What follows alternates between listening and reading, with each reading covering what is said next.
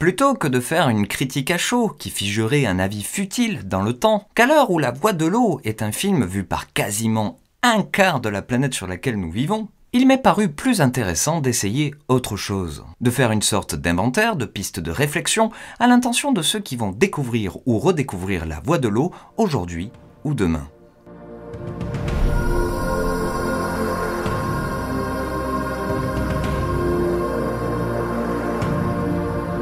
C'est une notion qui se perd peut-être, même si finalement on l'a peu souligné à l'époque où il y en avait un tous les mois, mais La Voix de l'eau est un blockbuster d'un auteur unique, James Cameron. Et ouais, pour débuter cette chronique, cela peut paraître un peu simple à dire certes, mais ça dit déjà tout. En effet, on va voir en voyant ce film une œuvre qui s'inscrit dans une filmographie bien précise en fait. Car de manière générale aussi, nous, spectateurs, en choisissant de voir tel ou tel film, on choisit surtout une manière particulière de nous raconter les histoires. On se dit en gros, je vais voir ce film parce que j'aime bien comment cet auteur-autrice semble me raconter cette histoire qui, elle, a choisi pour nous.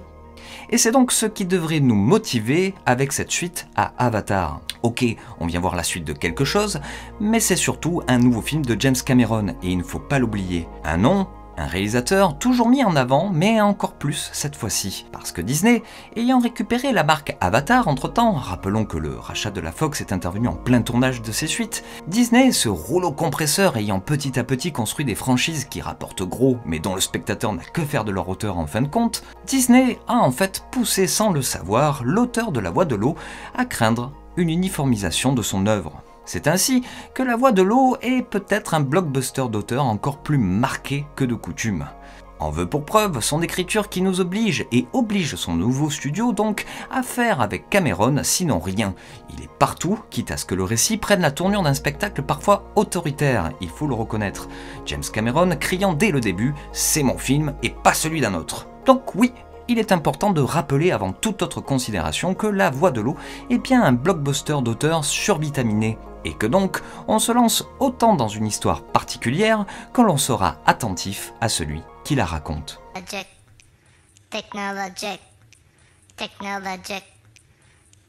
La Voix de l'eau, comme Avatar, font partie de ces films vendus aussi pour leur prouesse technique, et en l'occurrence ici, pour ses effets spéciaux numériques.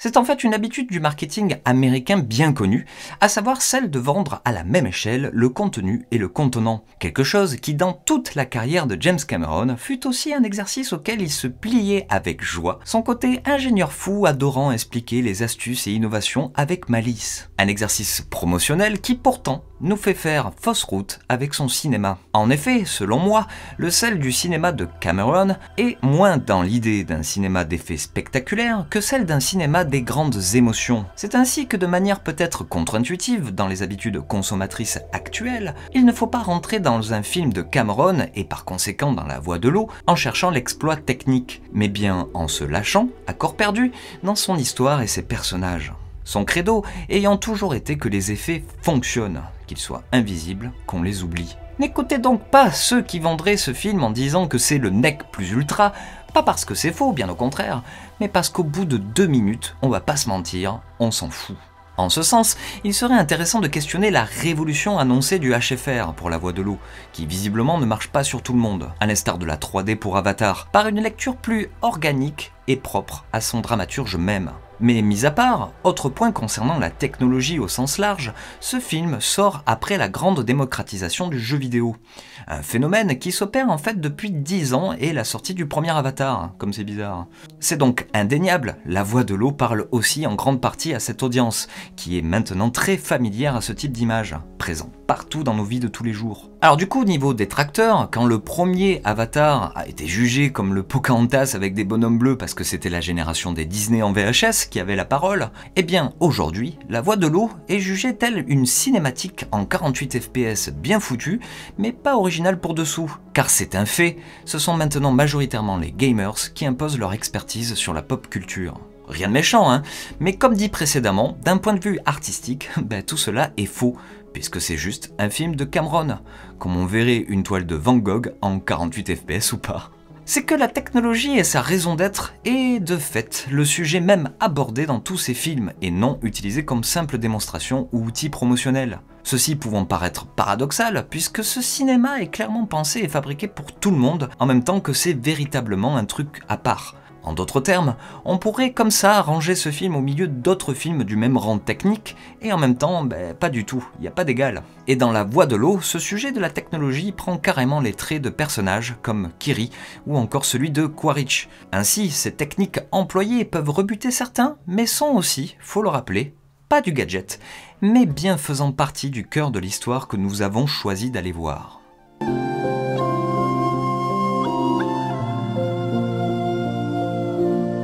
Quand je disais que La Voix de l'eau prenait place dans une filmographie précise, eh bien on présente rarement le cinéma de Cameron comme touchant à une certaine poésie. Pourtant, on y voit des exosquelettes chromés sortant des flammes, des liquides chelous serpentant les couloirs, l'entrelacement discret de deux mains sur le ponton d'un immense navire, de petites lucioles illuminant la forêt en tapissant un être bleu. Tant d'images, de plans, de séquences savamment rythmées dans son cinéma qui touchent finalement à l'irrationnel le plus total, étant même souvent les points de départ du processus créatif de ses œuvres. Des visions intenses donc, issues du monde des rêves et des cauchemars dont il a toujours pris soin d'en donner une explication logique au spectateur, jusqu'à justement Avatar premier du nom.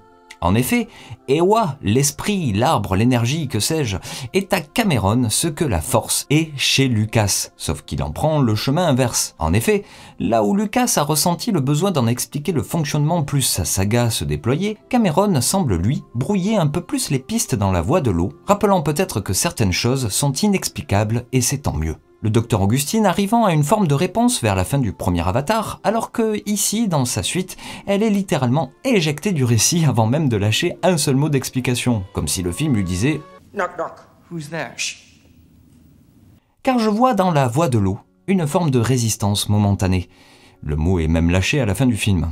Spoil. On pourrait même dire une réhabilitation qui pourrait paraître un poil trop New Age de cette approche qu'on pourrait dire mystique de la vie, touchant presque à la spiritualité de chacun, qui se confronterait à l'explication rationnelle, froide et forcément incomplète de la réalité. Un déchirement interne qui est en fait propre à son auteur, encore une fois, mais peut-être juge-t-il à l'humanité entière aussi, et qui nous la raconte à chaque film de manière plus ou moins sophistiquée. À ce propos, l'utilisation du HFR, on y revient, est peut-être employée pour justement faire éclore cette poésie propre au film et à son auteur. L'idée derrière étant sûrement d'essayer de rendre compte au spectateur de cette vision hypersensible du monde par le viscéral plus que par le cérébral. Une façon de vivre sa vie de manière sensible que l'invention humaine, selon Cameron, essaye toujours de marchandiser si ce n'est de détruire. Alors, bonne ou mauvaise idée, chacun pourra l'expérimenter à sa guise, mais c'est une expérience objectivement unique et inédite. Reste une problématique portée par le personnage secondaire du scientifique, devant l'extraction du nectar du Tulkun, un nectar provenant d'une zone du cerveau que Cameron cherche justement à stimuler par sa science, par son cinéma, par sa poésie, celle des émotions pures, communes, instinctives et indescriptibles autrement que par le spectacle cinématographique comme il l'a toujours pensé.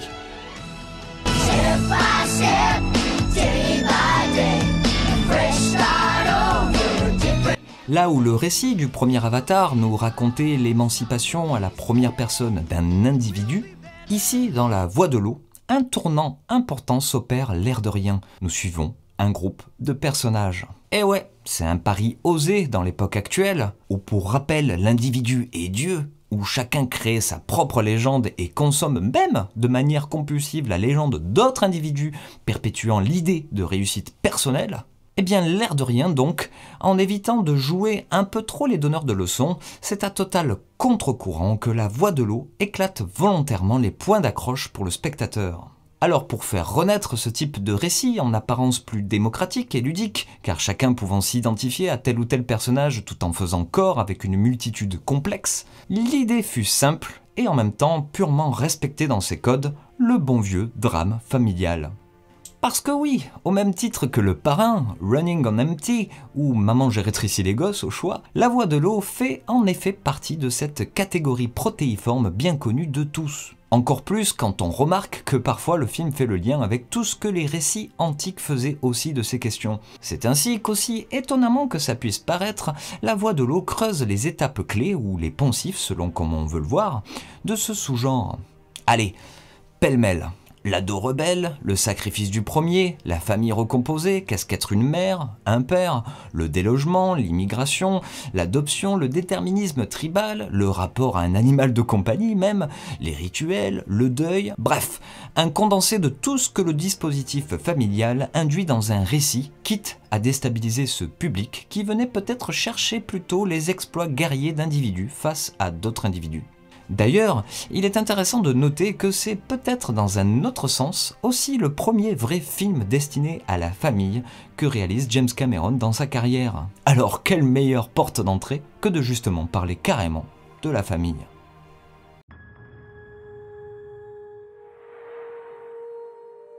Pour finir, il m'est important de dire que La Voix de l'eau, encore plus que le drame familial, est surtout un film qui prend sa source dans la mythologie au sens large.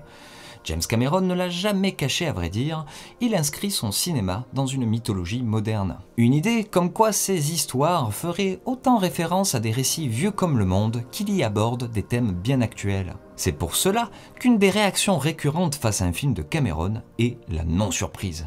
Bah ouais, c'est parce qu'on connaît tous déjà l'histoire par cœur, c'est vrai. Car à la manière dont est pensé les mythes antiques, Cameron cherche aussi à s'accaparer de l'histoire du monde dont il est contemporain, pour le faire rentrer dans une fantaisie faite de personnages produits de leur époque.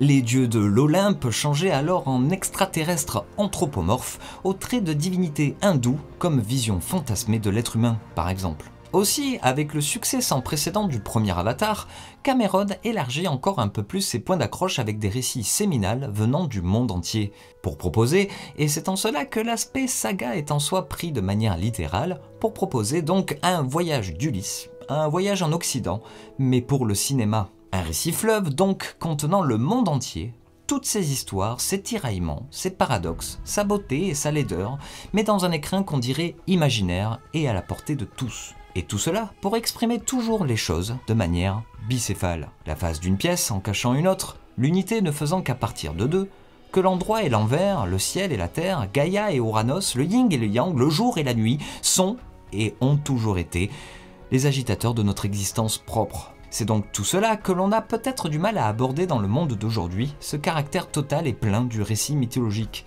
qui nous fait passer par toutes les émotions, tous les paysages ou encore du sublime au grossier. Un type de récit qui, à l'heure où la mode est à se concentrer sur de toutes petites choses, où le fait de considérer qu'il peut exister des choses qui nous dépasseraient crée immédiatement une anxiété collective qu'il faudrait exprimer à tout bout de champ d'ailleurs, la forme mythique que La Voix de l'eau semble prendre peut alors paraître trop dense, ou bien au contraire, pas assez précise. Alors que justement, ce sont par essence des récits qui sont construits de façon à ce qu'on les consulte et les interroge éternellement.